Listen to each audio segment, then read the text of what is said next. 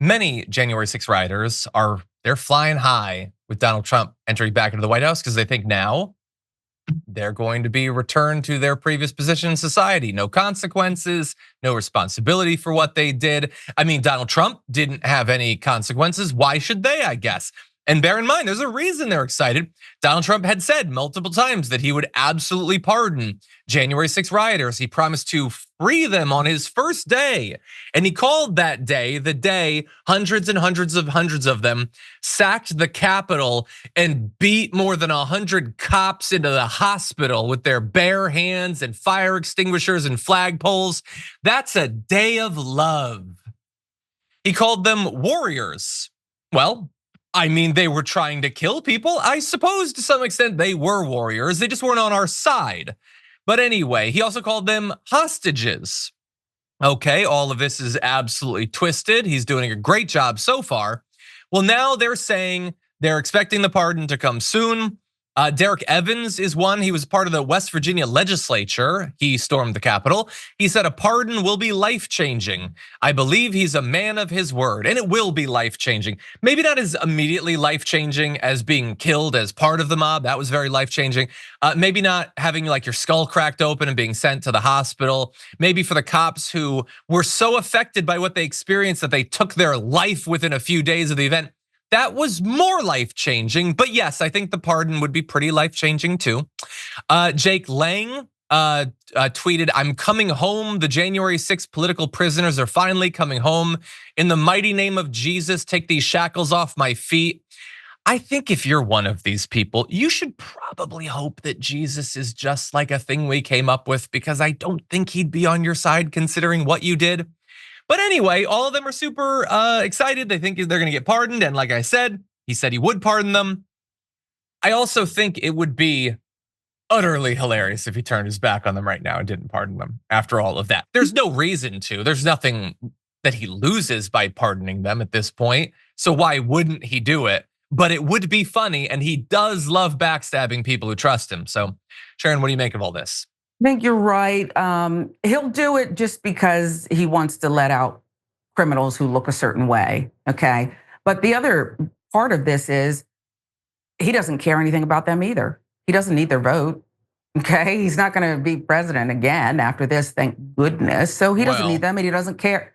You think he's gonna change the Constitution or something? I don't know. I mean, is it two consecutive? God forbid.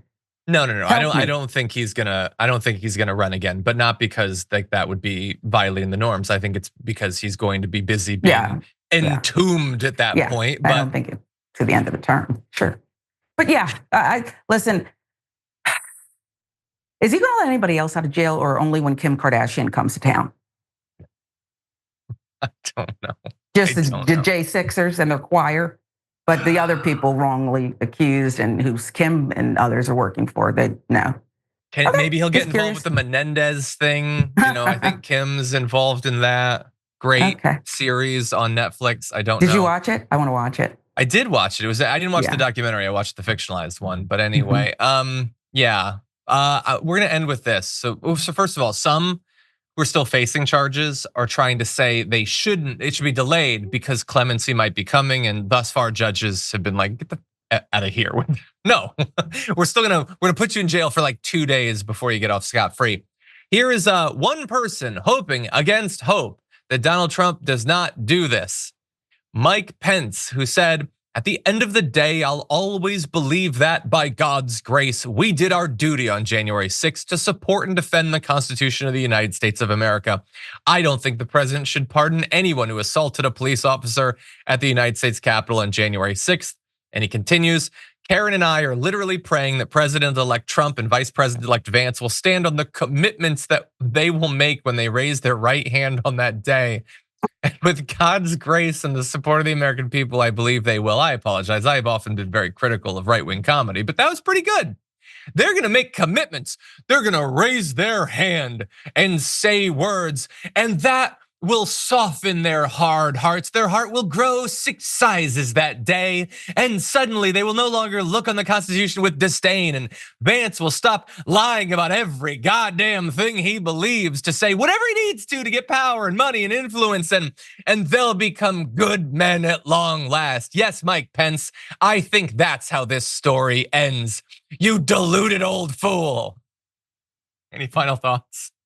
Mike Pence, I just don't want to hear from him. And frankly, Karen, I don't want to hear from either one of them. He's not, I've said this before, he's not a hero. He did what he was constitutionally obligated to do, and he tried not to do it. He called, what's his face, the misspelled potato VP. And he said, you got to do this. So I don't know why he's putting out statements. He's been rejected, okay? I don't want him, an AI version of him. He's going to behave just like he behaved, Mike, when you hooked up with him and went on this presidential run, and then all of you infected the White House. That is how Donald Trump's going to behave. So thank you. Miss me, Mike. 100%. He's going to be terrible. That's what he's going to be. We know that. It's too late. And JD Vance, we haven't known him for as long, but I'm pretty sure that he's going to be the worst you can possibly imagine, and a lot that you cannot. I was thinking about it. I was trying to figure out, like, there's anything that we agree on or have in common. I think the one thing is that JD Vance, perhaps even more than me, is looking forward to the day that Donald Trump loses his battle with a box of McNuggets. But other than that, nothing in common. He's gonna be the worst. Members make a difference here at TYT. You help make the show happen, and we see you in the chat with your loyalty badge. Click the join button to become a member today.